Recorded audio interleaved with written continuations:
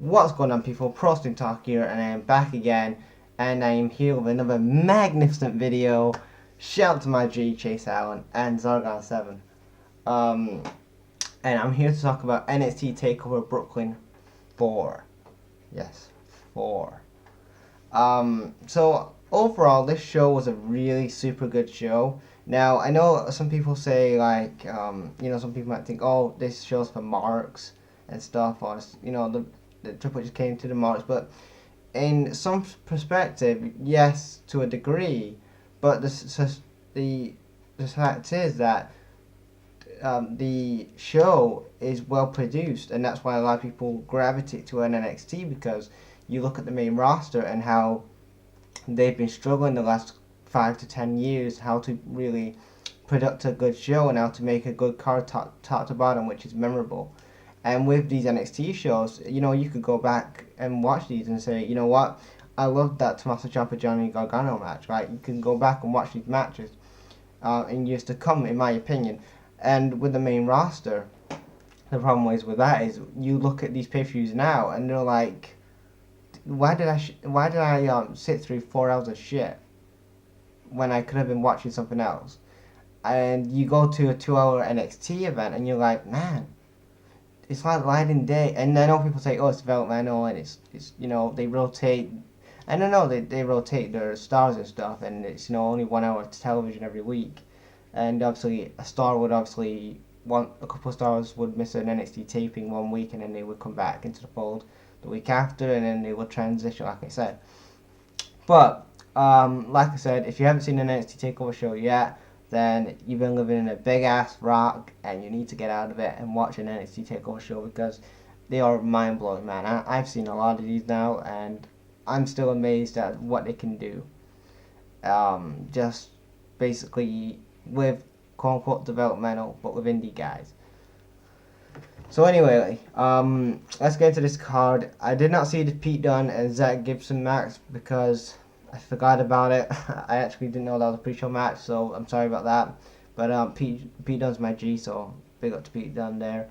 And I also didn't watch the tag team match between the Undisputed Era and the Mustache Mountain. I forgot that match too. So my bad to those guys. You guys kicked ass. I was on Twitter, and I know the War Machine was attacked the Undisputed Era, so it looks like they're going to feud next for the NXT Tag Team titles.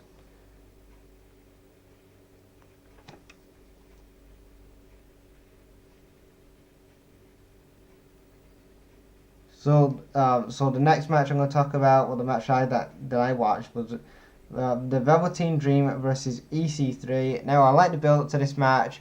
It's been really good how, especially if you guys saw the last episode of NXT, where the Dream invited EC3 into his mansion, and they were like talking and stuff, and I think he dropped his cell phone in the swimming pool, and then EC3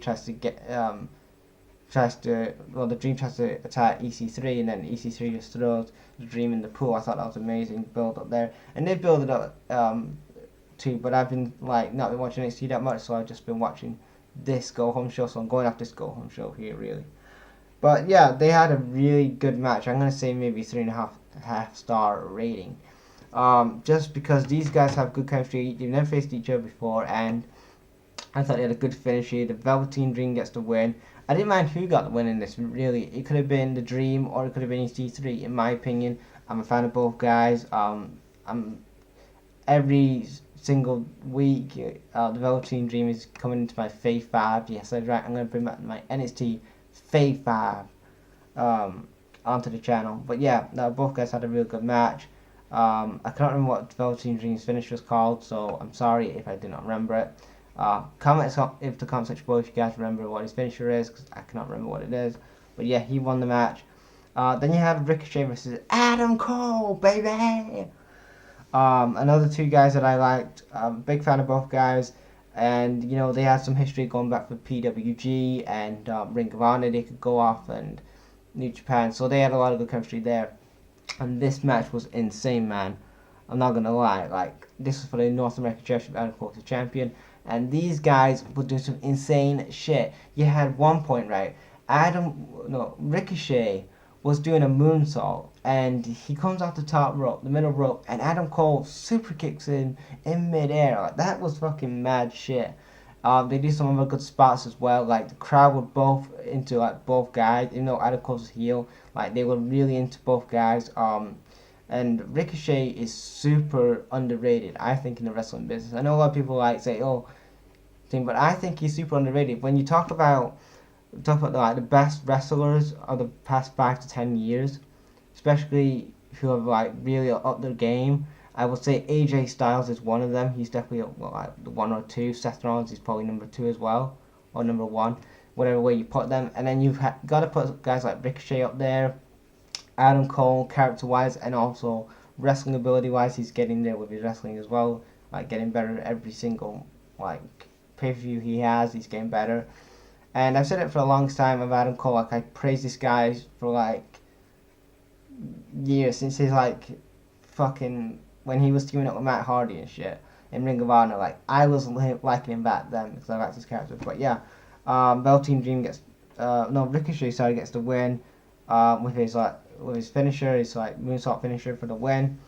Kairi Sane versus Shayna Baszler for the NXT Women's Championship. This was a kind of a cool down match if you look at it from the WWE perspective. Like, they were thinking, oh, this is going to be a quick cool down match, but really, if you go into it, it was really a really good match. It wasn't gonna stop Tommaso Ciampa versus Johnny Gargano or Adam Cole and a Ricochet, but I think it was like I would say between the EC3 match and the Velveteen Dream match. Like, the EC3 match, EC3 and the Velveteen Dream, and I would say that this Shayna Baszler Kairi Sane match was like, they were two of the great matches. And then you go to say like Adam Cole and Ricochet, and then Tommaso Ciampa and Johnny Gargano. But like I said, these two women really did some great chemistry together. Kairi Sane played great as the face. The crowd got into this match. Shayna Baszler is becoming one of the best heels, I think, in NXT. I really like her badass character, and her working on the knee of Kairi Sane was really great, because heels today, they don't really get that good heel reaction, especially on the main roster. I know you probably get Jinder Mahals and stuff like that, but apart from him, you don't really get like great heel reactions. Maybe Joe. I would say like Joe and Jinder are the only two. And Alexa, I would say, is like the three top heels on the main roster are probably like Alexa, Joe, and Jinder for heel heat. But when you look at NXT, you look at what happened to Tommaso Ciampa when they're saying "fuck you, Ciampa," and when they were saying like when there was like heavy boos on Shayna Baszler here as well. So yeah. But yeah, Kairi Sane wins with a Macho Man elbow. Oh yeah, haven't done that in a while. Yeah. Anyway, then we get to the main event. The match that everybody's looking forward to is Tommaso Ciampa defending his NXT Championship against Johnny Gargano. It was supposed to be a triple threat, but Aleister Black got legit injured on TV, and in my opinion, this was just a one-on-one match, and I think Aleister Black is going on the main roster very soon. But yeah. This was one of their top three matches. I won't say it's better than like their other two matches they've had or the last few matches they've had, but this has got to be like one of their top 3 or 4 best matches they've had. Because they threw the kitchen sink at each other. Like, they was having like production stuff thrown at them. They was like having tables. The floor was getting ripped up. The fucking announce table broke. Yeah, Johnny Gargano, he was like, Tommaso Ciampa at one point was like cutting the fucking ring apron to fucking make a point, like he wants to kill Johnny Gargano, the guy that he was at his best friend's wedding. He was his former best friend, and he wanted to kill that guy. He was a man possessed. In my opinion, I think Tommaso Ciampa is one of the best heels in NXT, and probably he's up there with like the top 3 heels I named on the main roster of WWE. But yeah. Overall, I thought it was a good show. The ending becomes with Tommaso Ciampa and Johnny Gargano. They're fighting backstage, and the ending because where Johnny Gargano is trying to super kick Tommaso Ciampa, but he super kicks a producer guy, and then Tommaso Ciampa gets up, he hits him with something, and then after that, Tommaso Ciampa retains his title, and that's the end of NXT. In my opinion, I thought it was a good show. I did have a problem with watching the show at the end. I had an error thing, so I had to keep fucking refreshing the thing to watch the end, so that was a pain in the ass. But apart from that, it was a good show. And yeah, so it's my NXT Takeover Brooklyn 4 review. What do you guys think about the show?